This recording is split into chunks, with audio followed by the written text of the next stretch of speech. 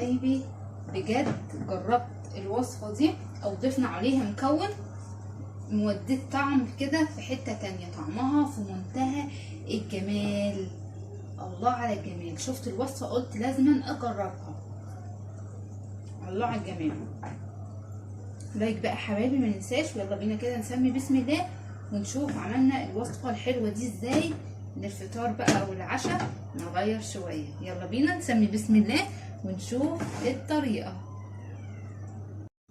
السلام عليكم ورحمة الله وبركاته. ازيكم حبايبي عاملين ايه؟ صباح الورد عليكم يا احلى متابعين في الدنيا. النهارده بقى كده هعمل معاكم وصفة كده اول مرة اجرب الطريقة دي، شفتها فعجبتني فقلت لما نشوف بقى الطريقة كده ونشوف هتطلع حلوة كده زي ما شفتها ولا لا.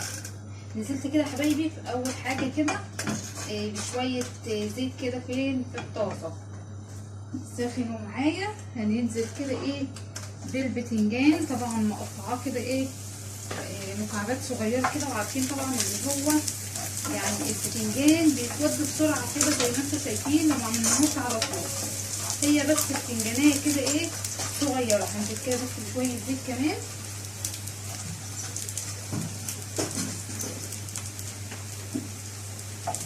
ونحمر البتنجان المكعبات ده او نديله كده تشويحه لحد كده ما ياخد لون. واحده واحده اهوت يا حبايبي مع بعض. بس بقى ما ننساش نعمل لايك وشير واشتراك في القناه وتفعيل الجرس على كلمه الكل عشان اي حاجه بننزلها يوصلكم اشعار بيها. ويا ريت كده يا حبايبي تشيروا لي الفيديو. هسيبه بقى كده لحد كده اول ما ياخد لون معايا او يبتدي كده يتحمر معايا البتنجان. هنزل كمان معايا كده وهو ياخد كده تشويحه معاه. عندي كده قرن فلفل اخضر، لو حابين تضيف حامي زي ما تحبوا.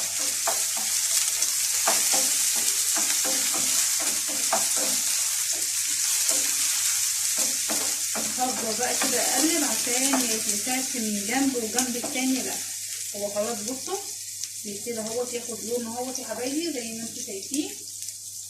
لو واضح كده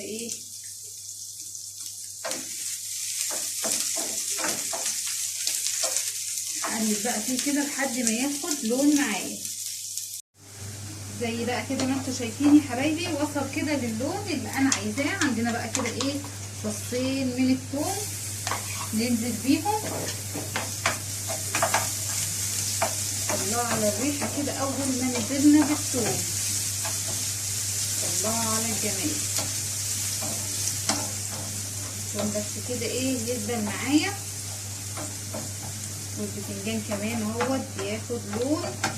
هي بس البتنجانيه كده صغيره او حته بتنجانيه صغيره كده بنقشرها نروح ضايفينها طبعا عشان البتنجان بصوا ما يتحرقش كده معانا ووصل كده للون اللي انا عايزاه. ننزل بقى عندي طماطمايه كبيره كده يا حبايبي. طبعا ضفت بقى معلقه صلصه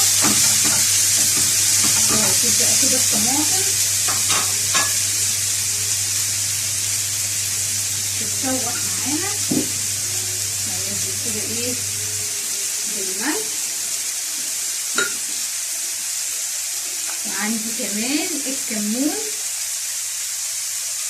الوصفه كمان كنت شايفاها بينضاف ليها كزبره ناشفه بس مش هضيف كزبره عليها. لو حابين تضيفوا عليها زي ما تحبوا احلى من كده. هسيبها كده بقى لحد الطماطم لما تتسبك معانا.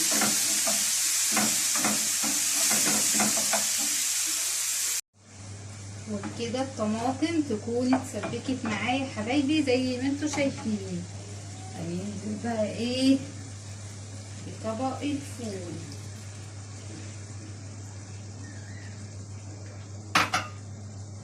الله على الجمال. طبعا ممكن ان احنا نهرس الفول الاول.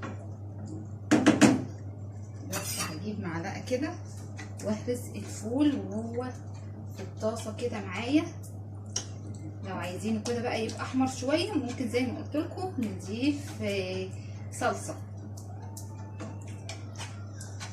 الله على الجمال ولا الريحه. لسه طبعا ما شفناش الطعم، لما تشوفوا بقى الطعم زي الريحه ولا لا.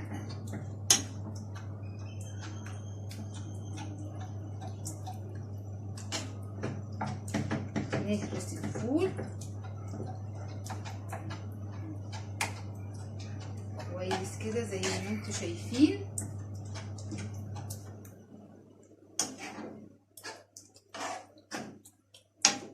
ممكن بقى اديله كمان معلقه صلصه عشان حاساه كده قد ايه اللي هو مش محمر جامد، بس هندوق الطعم ونشوف.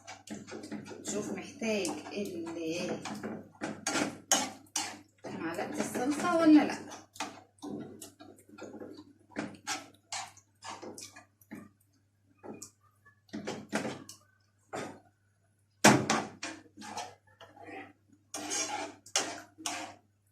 بس كده معايا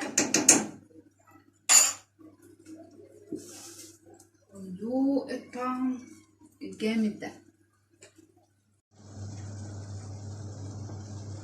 ندوق يلا. سخن بس شويه.